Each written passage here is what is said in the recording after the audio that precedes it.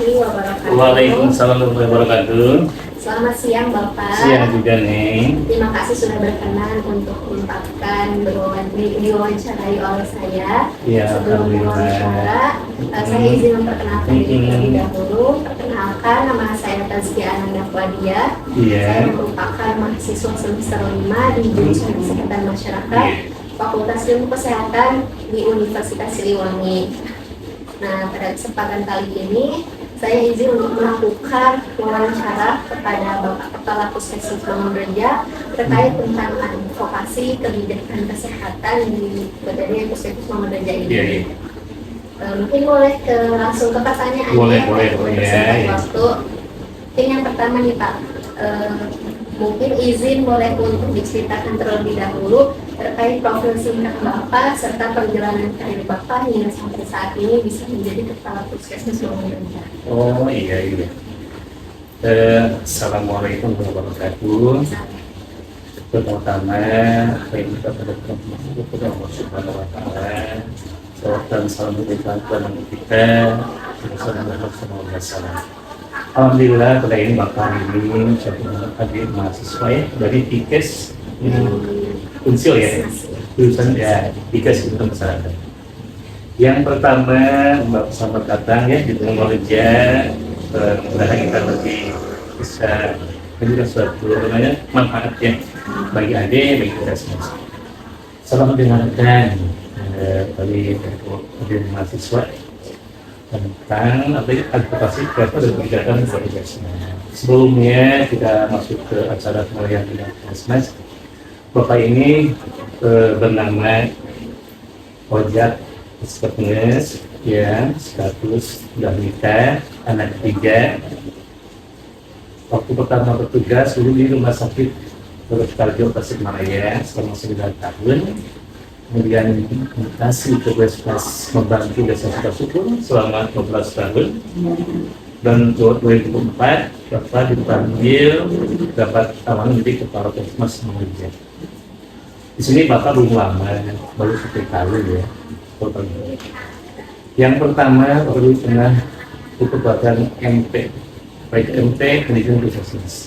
Karena kalau kita dijadikan jadi kapus ya atau polres itu harus wajib ikut dulu MP manajemen Puskesmas ya. Atau kedua udah perawat ahli ya, ketiga udah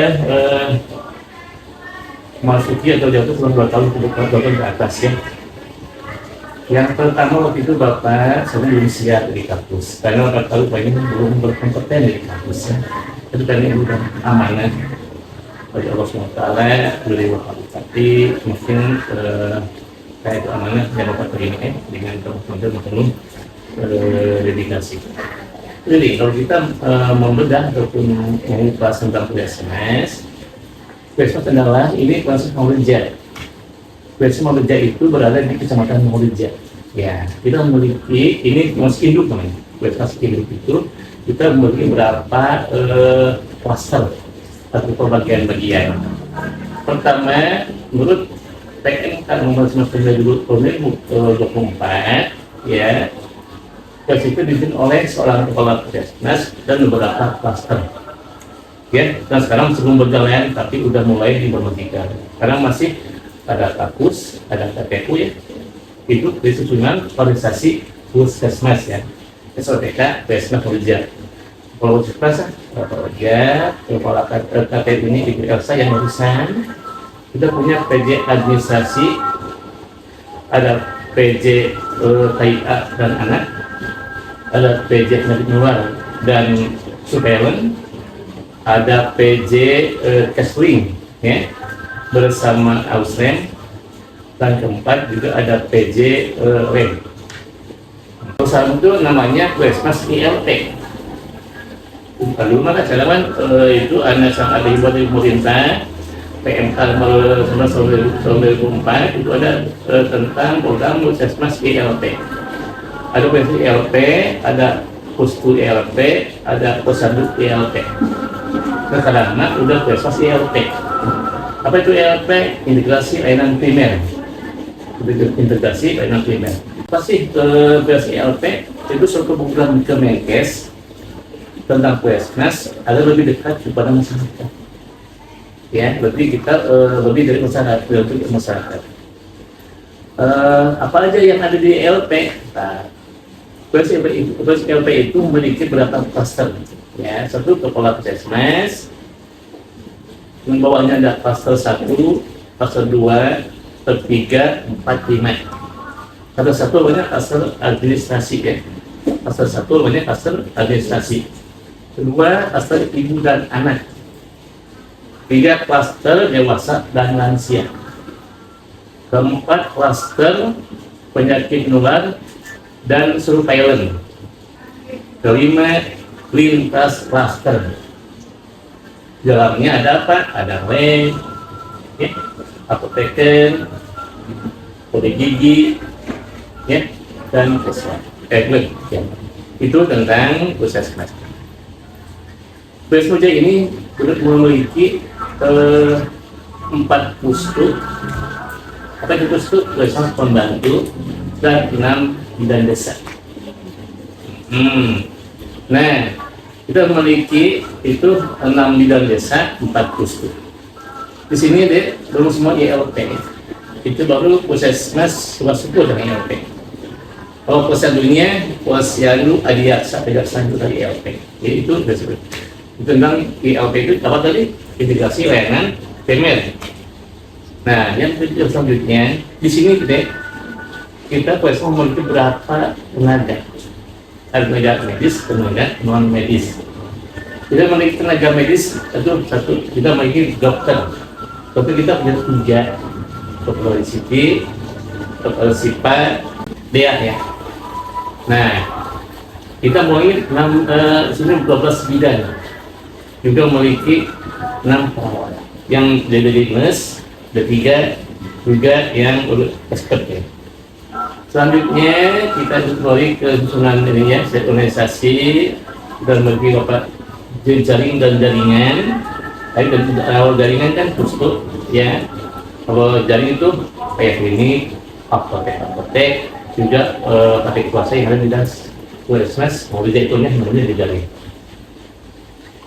Di bidang kebijakan, ya, kita mengacu kepada regulasi, ya, regulasi PMK nomor 25 tahun 2014, ya, juga PMK nomor 11 tahun 2004. Jadi kita tetap mengacu kepada regulasi tadi, juga kepada Perbu. Jadi kita itu ada 3 elemen susunan ini kepegawaian. Itu ada yang berasal dari ASN. Jadi susunan kepegawaian di PSK itu deh, ya, atau SDM. Di itu ada 3 bagian. 1 ASN, kedua P3K, ketiga PUN. Ya, jadi Puskesmas itu memiliki 3 bagian susunan SDM. ASN dan PUN itu dan PUN itu diganti sama pemerintah. Kalau PUN diganti sama Puskesmas. Ya, jadi itu dikontak sama Puskesmas sesuai kemampuan, kebutuhan, dan anggaran yang ada di Puskesmas. Kita Puskesmas memiliki dana 2 sumber. Satu dari PUN, kedua dari BOK. Itu sumber dana Puskesmas. Kedua, Badan Layanan Umum Daerah. Badan Layanan Umum Daerah. Dari apa sumbernya PUN? Dari aplikasi, dari BPJS. Sini kita kan punya berapa ribu pasien BPJS ya, itu dia kan nanti masuk ke sini. Kita memiliki 20.000 anggota BPJS. Itu nanti kita dapat bayaran dari BPJS tiap bulan di Puskesmas, ya, sesuai dengan jumlah kuota pasien BPJS. Uang tadi kita pergunakan apa? 1 untuk bargas, 1 untuk operasional. Jadi deh, kalau begitu sebenarnya tadi kapitasi dan kurung dari BPJS. Untuk apa aja itu dari sana? Untuk kegiatan, kemudian barang dan jasa kita bekerja pegawai di sana, ya, di sana. Untuk bisa kebutuhan sebulan Puskesmas harus terbatas juga dari sana. Itu ada dulu. Kalau BOK, apa itu BOK? Itu biaya usaha kesehatan. Tapi apa bu? Biaya pelaksanaan kesehatan. Itu kita semua program WFH dibiayai dari sana. Di semua kegiatan kalau itu dibiayai dari bu. Contoh kegiatan gizi, ya PMT, PMT kemudian makanan tambahan, belum pencegahan TB, ya penyuluhan tentang penyakit penular atau tidak menular, ataupun sifatnya itu masih ke Komkes, itu ada anggarannya dari mana, dari BO. Tadi kita punya dua sumber, kita dua ibu, sebenarnya sumber dana Puskesmas dua dari BO. Nah itu tentang penganggaran. Kedua tentang ketenagaan, tenaganya. Kita punya tenaga medis, non medis. Tadi udah kan ya, di mana tenaga itu harus memiliki 9 elemen. Jadi Puskesmas hidup itu harus memiliki beberapa elemen tenaga kesehatan. Satu itu punya medis, para medis, contohnya bidan desa, bidan, perawat, analis, lab, keswa. Kita punya tenaga kesling, kita punya tenaga nutrisi atau gizi. Itu tentang peragaan di Puskesmas. Ada medis, non medis, analis, nutrisi, gizi, ada psikiater, ya. Kita punya lab, kita punya IT, ya, itu bagian ketenagaan yang di Puskesmas. Kedua nih, itu udah tenaga, udah dana, udah. Tentang ini data-data ya, kita bagi data dari sumber apa, dari bidan desa, kita dari kader posyandu, itu tentang data dari Puskesmas ya. Dari segi pelayanan, nah ada pelayanan di gedung atau juga pelayanan di luar gedung. Apa pelayanan di luar gedung? Contoh pemeriksaan sahabat umum, pemeriksaan lab, ya, juga pemeriksaan ginjal, juga tentang pelayanan KB, ada USG, itu pelayanan di luar gedung. Dua pelayanan di luar gedung, namanya posyandu, mudah-mudahan buat konseling, mengadakan juga CKG, ya. Nah, ini sekarang lagi musim-musimnya program pemerintah itu ketiga. Karena program sekarang Bapak Prabowo itu memiliki 3 program di bidang kesehatan. Satu tentang CKG, cek dan gratis di semua situ-situ gitu, dari mulai balita, anak sekolah, remaja, lansia, semua dilayani. Itu pemeriksaan kesehatan gratis. Apa itu CKG? Cek kesehatan gratis. Itu harus semuanya, harus mengingat terlayani semua siklus kehidupan, dari mulai bayi, balita, remaja, remaja, harus semua apa aja dicek. Satu, tensi darah, dua darah, 3 asam urat, 4 kolesterol, yang dicek itu gratis. Semua siklus kehidupan itu tentang CKG. Juga ada MBG. Apa MBG? Lalu ini gratis. Itu main kita kerjasama sama BGN, Gizi Nasional. Itu kita kolaborasi dan kita ngasih data tentang orang-orang ibu hamil, data bayi stunting. Nah, itu stunting nih, itu harus jalan juga jalan lain lagi itu, lain lagi di soal itu tentang stunting. Stunting dan itu di mana keturunan uji kronis, kemudian tumbuh kembang anak, obat gizi kronis, itu kan stunting ya. Jadi stunting itu bisa terjadi dari mulai anak dalam kandungan dan sampai usia 2 tahun, itu perlu dipantau. Masyarakat untuk pencegahannya harus semua elemen masyarakat, termasuk nakesnya, yang punya wilayah, maksudnya kebijakan kayak Pak Camat, Kepala Desa, Pak MUI, tokoh masyarakat, ya, artinya itu semua berkontribusi dalam bidang penurunan stunting. Kalau Puskesmas apa sih program Puskesmas untuk penurunan stunting? Ada, kita punya program gizi. Nah, gizi kan itu sebagai bertanggung jawab di bidang periziannya dari Puskesmas. Itu dapat data dari pelaksanaan yang ada di posyandu. Nah, kita memiliki, kalau nggak salah itu kita memiliki 6 desa. 6 desa itu punya 8 posyandu per desanya. Nah, posyandu kan? Nah, di Puskesmas itu memiliki 48 posyandu. dari desa. Dari kecamatan itu tipe-nya kan. Jadi proyek ini memiliki 48 posyandu. Tiap desa itu ada 6 atau 7 posyandu. Ya, dengan tenaganya itu ada 5 orang per posyandu. Kalau semuanya itu 242 jumlah ada posyandu. Itu sangat penting dan sangat dominan dalam baik ke masyarakat. Karena dia akan memiliki data. Contoh ada data yang bersambing, ibu hamil, ibu balita, itu kan mitra kita.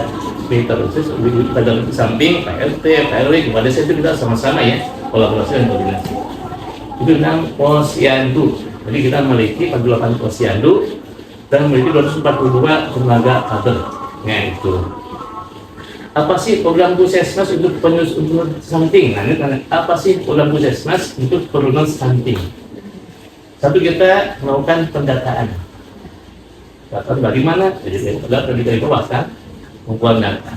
Data terkumpulin sama ibu biji, kita olah. Nah, kita melaksanakan program PMT.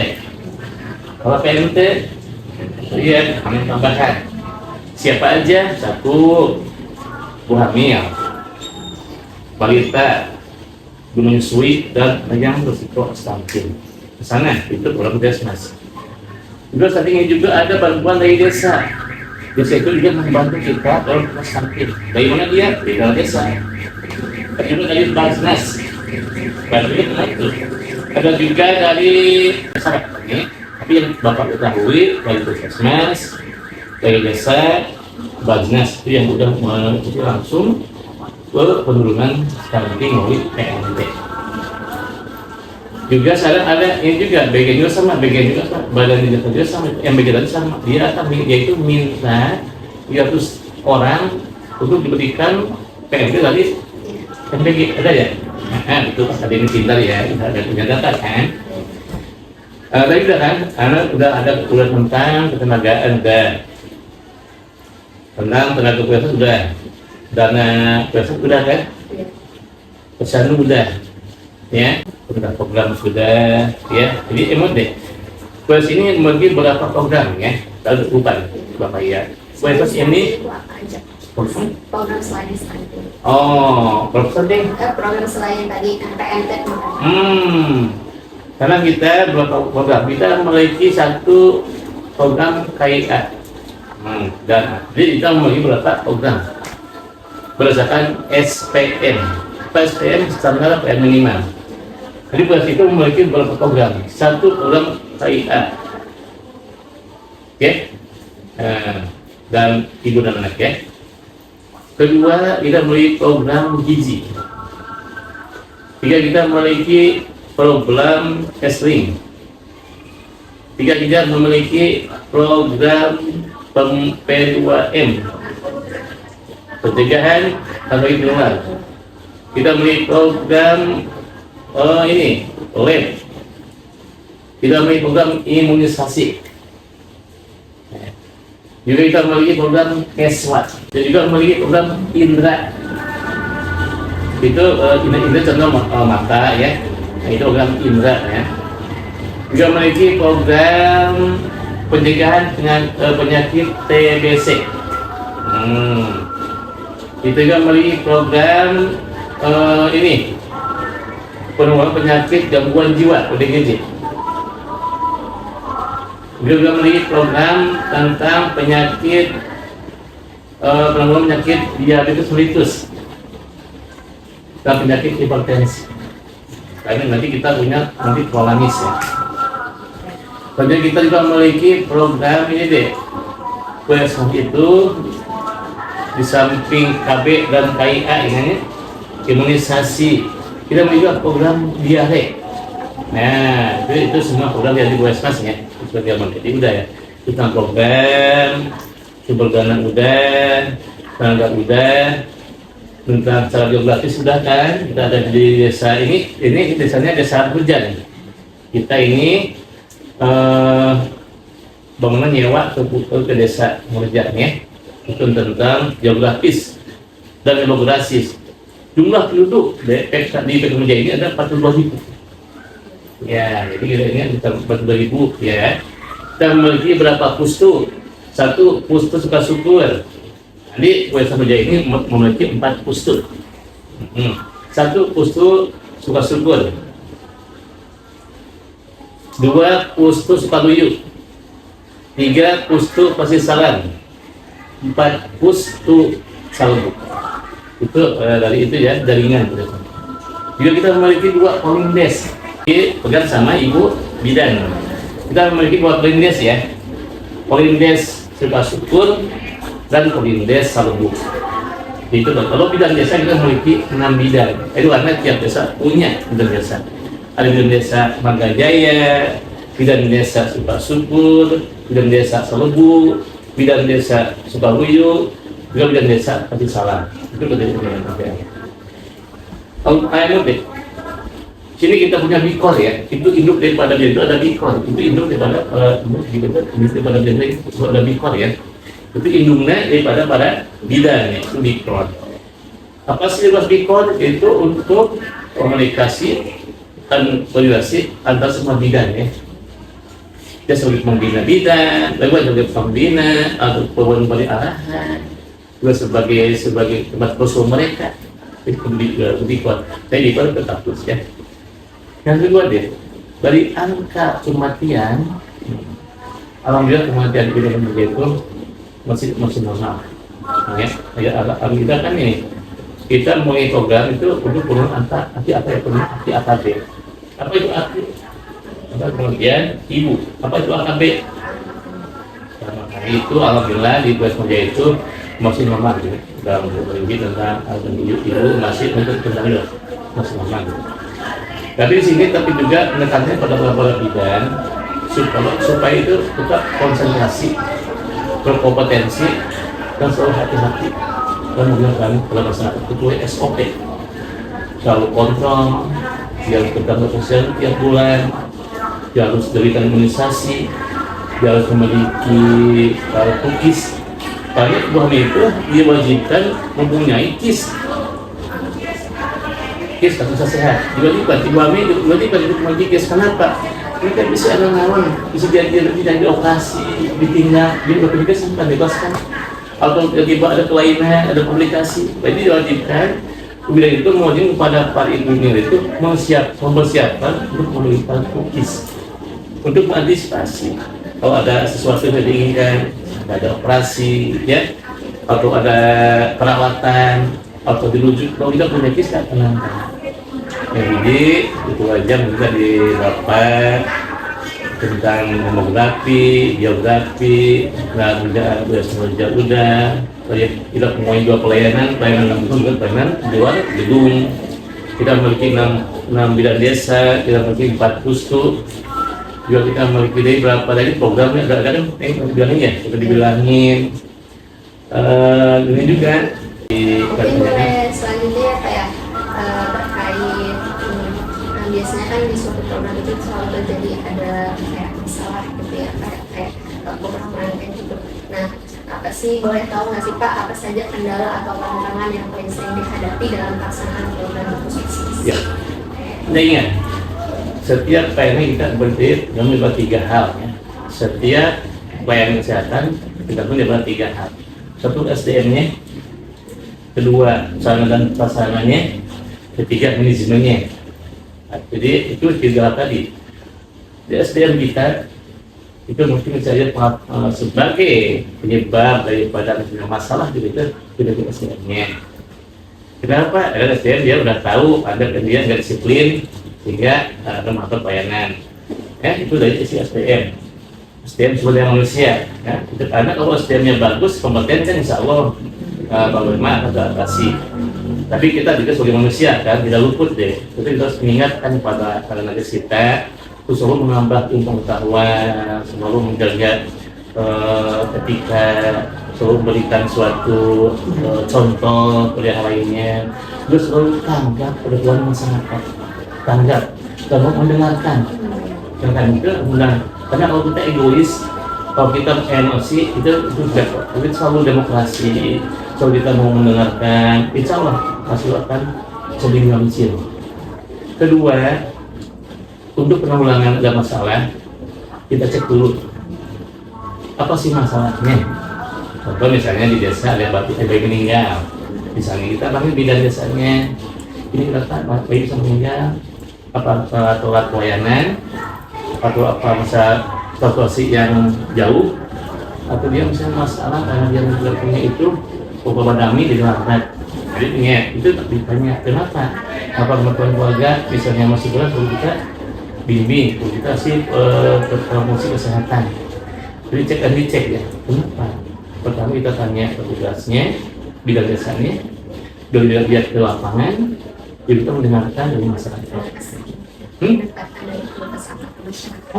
Itu sama masukan kan? Nah, apakah batas kami kurang tanggap? Apakah pelayanan kami kurang atau cuma karena tidak mulat, tidak telat, sehingga misalnya bayi meninggal misalnya, itu perlu kita cek dan dicek. Kedua, kita mendengarkan dari masyarakat.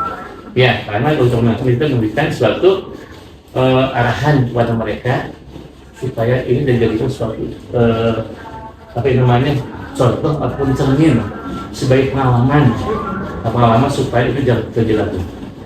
Tadi pertama tadi cek and dicek, kita mendengarkan, kita memberikan arahan dengan SOP. Ya, SOP, misalnya SOP pelayanan ibu hamil, SOP pelayanan ibu melahirkan, itu pegang ya. Jadi bisa sekolahnya pulang dari dulu, atau mampu pernah rujuk gitu ya. Juga selalu koordinasi sama keluarga, beri informasi yang bagus, informasi yang transparan ke keluarga. Tahu informasi setiap tindakan kita bilang sama keluarga. Kasih pendidikan, kasih education supaya keluarga mengerti. Ya ini pak ini pak nanti kalau dia tidak pikir kami keluarga mengerti. Ya nanti lah kita bicara sama keluarga, kita bicara sama ibu kader, bicara sama Pak RT, keluarga Pak Desa. Dan nanti itu semua mungkin sama kita sama-sama. Itu untuk penanggulangan bila ada masalah di pelayanan. Jadi ketika juga kalau ada misalnya nakes yang kurang disiplin, kita panggil dulu, satu kali kita kasih peringatan secara lisan, tulisan, ketiga baru tindakan, ya. Itu dengan tetap tidak meloloskan, kita mengganggu apa keluhan mereka, yang mereka nggak masuk. Kedua, kalau ada masalah karyawan kita yang misalnya pelanggaran hukum misalnya, kita jaga, itu kan anak kita jangan lupa jangan, tapi kita memberikan suatu peringatan kepada yang bersangkutan supaya untuk menjaga kejujuran, keterbukaan, keuangan. Tetap memang itu selalu ada di bawah itu. Ya, misalnya yang kurang disiplin ada, itu bahkan juga kehidupan kan dinamis. Kita harus ambil hikmahnya. Karena kalau kita nggak punya masalah, kita nggak akan berusaha, tidak akan mengembangkan suatu kedewasaan. Jadi sebetulnya kalau kita itu hadapilah. Karena Bapak kemarin ada masalah, tapi lah yang penting kita hadapi dengan penuh keterbukaan, kejujuran. Kita juga dari Indonesia perlu kita hentikan, perlu teguran, perlu juga saran, pendapat kita terima. Jadi Bapak sini selalu terbuka kepada anak-anak, kepada semuanya. Tidak ada yang salah, kritik. Tidak ada ucapan yang penting kita tujuannya ingin kita bekerja itu bermanfaat kepada masyarakat, ya. Gitu. Untuk pertanyaan sebelum akhir ya Pak ya, Bapak kan sebagai kepala puskesmasnya Pak, bagaimana Bapak biasanya mengambil keputusan maupun menentukan kebijakan terkait pelayanan kesehatan atau permasalahan kesehatan di wilayah puskesmas? Iya, ini betul ya. Bapak kemarin punya 2 kasus kemarin. Itu kasus orang kustu, ya, tapi ada sama dokter. Kedua kita mempunyai petugas waktu itu ada kelalaian. Nah, waktu itu Bapak, pertama langkah Bapak ya, bila mana ada 2 Bapak yang kena masalah atau dia mengalami suatu gangguan kedisiplinan, pertama Bapak panggil dulu kan, panggil ke sini, kita tanya, mengapa sih ini nih? Oh ini enggak, udah ditanya, tolonglah berubah. Kan kita kan tahu, kita ada SOP-nya, kita kan dilihat sama masyarakat, ya, didorong ya. Jadi kita harus selalu waspada, terbuka, juga tetap berinteraksi dengan masyarakat, ya. Kedua, selalu kalau ada hal yang belum tahu, harus selalu bertanya. Jadi kepada kita bertanya, bagaimana, nanti ada suatu dari saya membantu. Tapi juga harus selalu ada koordinasi, ada petugas puskesmas, yang di pustu, pada koordinasi. Bila ada sesuatu yang kurang jelas, dia bisa bantu kan pada mereka. Keempat, bila mana yang bersangkutan masih belum ada perubahan, berarti pemanggilan secara tertulis. Nah, ketiga, kalau masih pada gomwai, kalau kita memberikan suatu punishment ya, apa atau disiplin ya. Apa contohnya? Ketika orang kusut, baik dulu selama 3 bulan ya. Atau misalnya di sana itu diganti sama yang lain dulu. Atau misalnya kita punya nakes yang belum punya STR. Nah, karena semua orang sini punya STR. Itu SIM-nya. Kalau nggak dia punya STR, kita ke sini. Nggak boleh melakukan pelayanan kepada masyarakat. Nah, kita punya nakes yang punya STR, kita tarik ke sini. Ya, tapi itu satu, saya ingin cek. Kedua, kita bertanya. Tiga, kita mendengarkan kepada mereka. Dan kemudian kita berikan suatu punishment atau hukuman disiplin. Baik, Pak. Mungkin ini untuk pertanyaan terakhir ya, Pak ya. Apa sih harapan Bapak untuk wilayah kerja puskesmas ini untuk kedepannya, khususnya dalam meningkatkan kualitas pelayanan dan derajat kesehatan masyarakat? Iya, alhamdulillah. Memang itu kita punya tujuan dan harapan. Kita memiliki pertama, Inggris ini semakin dekat dengan masyarakat. Semakin kita punya akses dekat ke masyarakat. Baik dalam ada program ILP. Dengan ILP itu kita akan lebih dekat kepada masyarakat. Kita akan melakukan screening. Jadi berarti kita akan menentukan untuk pelayanan kesehatan. Misalnya di sini banyak yang screening penyakit TB, harusnya banyak yang hipertensi. Itu sebagai hal yang sangat bagus bagi kami dalam memberikan pelayanan. Jadi pertama, harapan kami semoga proses kerja ini lebih bermanfaat, lebih dekat, juga lebih bisa meningkatkan derajat kesehatan di wilayah kerjanya. Ya. Kedua, kami berharapan agar semua nakes di sini semuanya harmonis. Kedua, selalu membangun ilmu pengetahuan, terus selalu terbuka, ramah tamah kepada pasien dengan 5S, lalu salah, sopan, santun ya, itu bagian moto pelayanan. 5S, sapa, salam, senyum, sopan, santun. Yang penting kita membangun kepuasan pasien. Kepuasan kami adalah harapan daripada puskesmas. Itu juga ingin tercipta lingkungan yang harmonis, dinamis di puskesmas. Semua merasa aman, merasa nyaman di puskesmas. Yang ada blok penutupan, yang ada blok-blokan. Dan ingin semua sama kita keluarga besar, terus semua kerja. Ini sebagai rumah kedua kita. Ya, kalau menjaga nama baik puskesmas, nama baik nakes, dan juga harus saling menjaga nama baik, saling mengisi dengan nama baik. Yang penting kita dekat dengan masyarakat, bermanfaat masyarakat, yang dengan menggunakan pada regulasi puskesmas. Baik, mungkin sekian pertanyaan dari saya. Terima kasih sekali lagi kepada Bapak yang telah meluangkan waktunya untuk diwawancarai.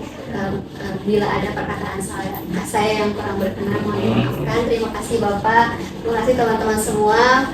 Mungkin sekian dari saya dan Bapak Ojak.